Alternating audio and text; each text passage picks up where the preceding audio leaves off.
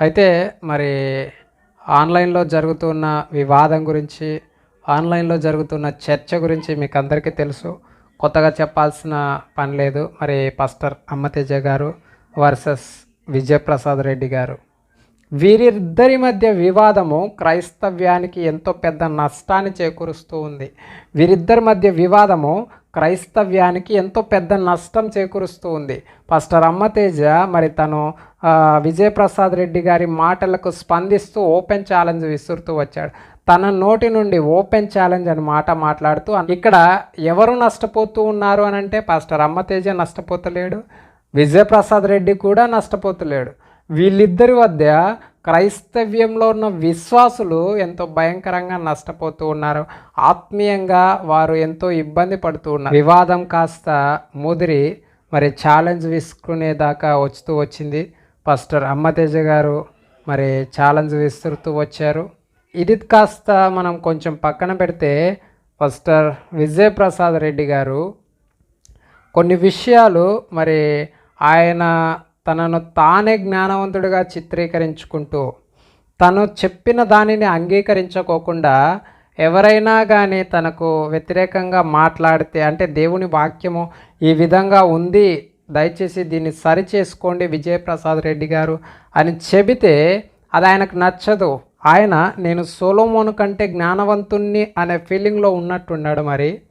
మరి విజయప్రసాద్ రెడ్డి గారు మరి అద్దంకి రంజిత్ ఓఫీర్ గారి మీద విరుచుకుపడుతూ, మరి మీరైతే మీకు క్యాన్సర్ ఉంది కదా, మల్టీ స్పెషాలిటీ హాస్పిటల్లో చూయించుకుంటూ పాస్టర్ అమ్మతేజాన్ని ప్రమోట్ చేస్తూ ఉన్నారు, అమ్మతేజ దగ్గరికి అందరిని వెళ్ళమంటూ ఉన్నారు, మీరు కూడా పాస్టర్ అమ్మతేజ దగ్గరికి వెళ్ళొచ్చు కదా అన్న విధంగా ఆయనను కొంత దురుసుగా మాట్లాడడం మనం చూస్తూ ఉన్నాం.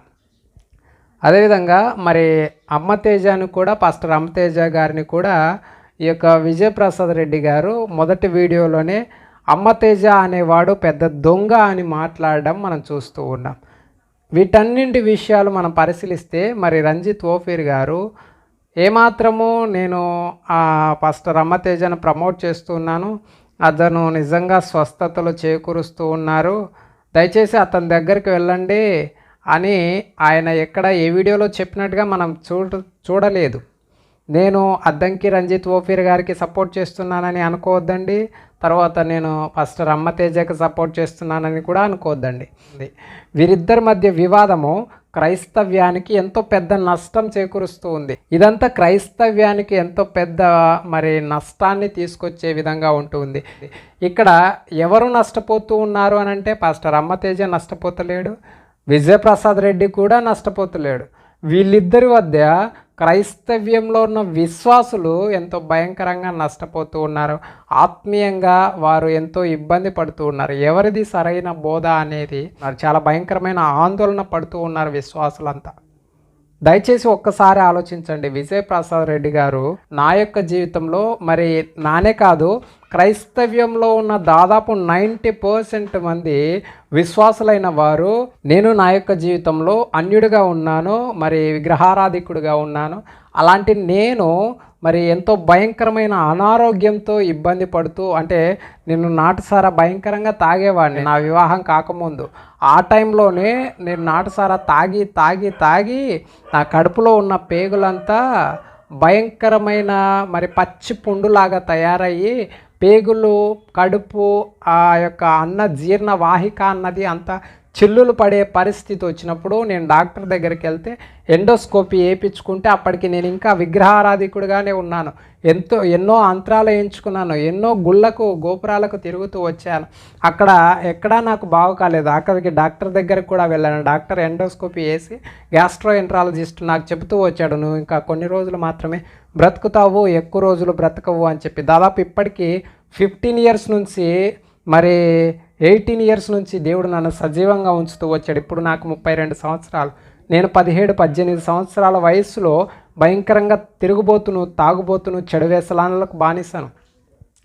అలాంటి జీవితంలో నేను మరణానికి అర్హుడనవుతూ వచ్చాను. మరణానికి అతి చేరువగా వెళుతూ వచ్చిన సమయంలో నేను మరి ఎవరో చెప్పిన రక్షణ సువార్తను బట్టి కాదు కానీ ఇలాంటి పరిస్థితుల్లో ఎన్నో మరి అంతరాలు ఎంచుకున్నాను, ఎన్నో పూజలు చేశాను, ఎన్నో యాగాలు చేశాను, ఎన్నో గుళ్ళకు తిరుగుతూ వచ్చాను, కానీ ఎక్కడ నాకు బాగు కాలేదు. డాక్టర్లు సైతం చెప్పివేస్తూ వచ్చారు, అరే నువ్వు చనిపోతావురా అని చెప్పి.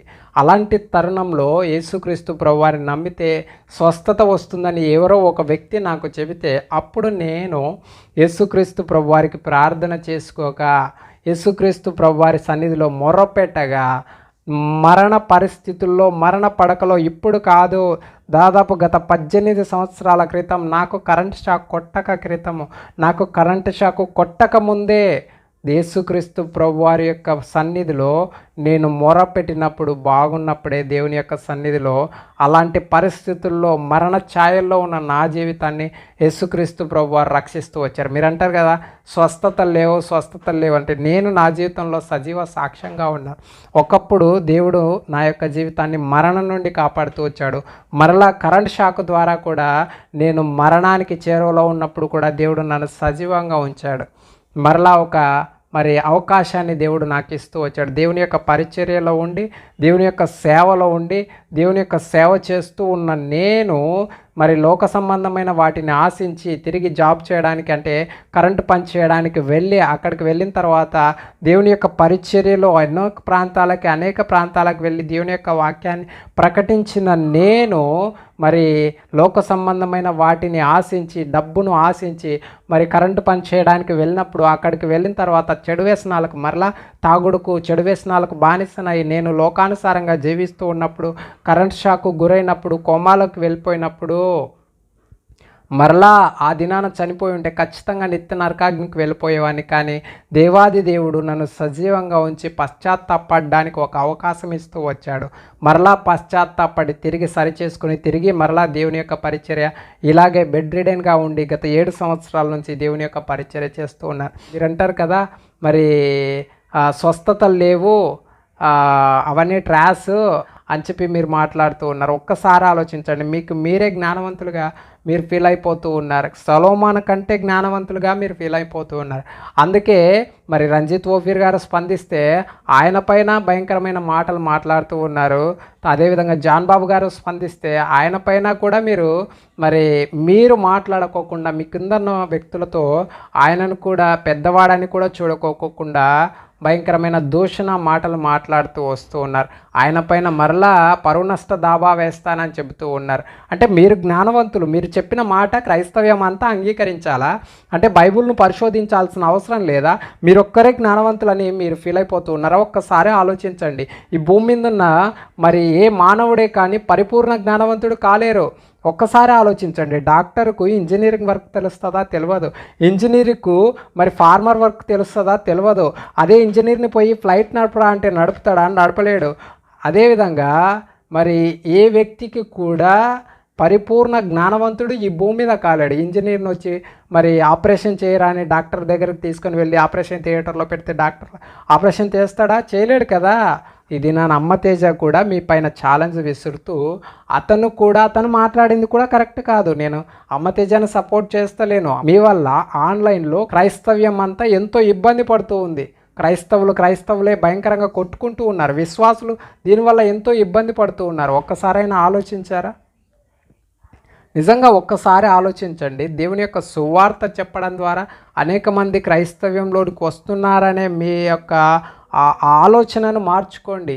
ఎందుకు అనంటే సువార్త వలన చాలామంది వస్తూ ఉన్నారు, కానీ దాదాపుగా 80% 80% మంది ఖచ్చితంగా దేవుని యొక్క మేలును అనుభవించి, దేవుడు చేసిన మేలును పొందుకొని ఎన్నో సాక్ష్యాలు మనం చూస్తూ ఉన్నాం.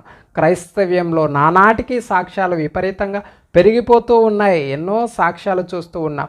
క్రైస్తవ్యంలో యేసుక్రీస్తు ప్రభువారు చేసిన మేలును పొందుకొని అనేక మంది హిందువులుగా ఉన్నవారు క్రైస్తవ్యంలోనికి మారుతూ ఉన్నారే, కానీ సువార్త ద్వారా మారిన వాళ్ళు చాలా తక్కువగా ఉంటారు. కానీ దేవుడు చేసిన గొప్ప కార్యాల ద్వారా మారిన వారు అనేకులు ఉంటారు. దయచేసి జ్ఞానం కలిగి ఆలోచించండి. అంతేకాని మీకు ఏదైనా విరోధంగా మాట్లాడేసరికి నేను చెప్పిందే కరెక్టు అన్న భావజాలను విడిచిపెట్టి ఏది సత్యమో ఏది అసత్యమో అన్నది పరిశీలించండి.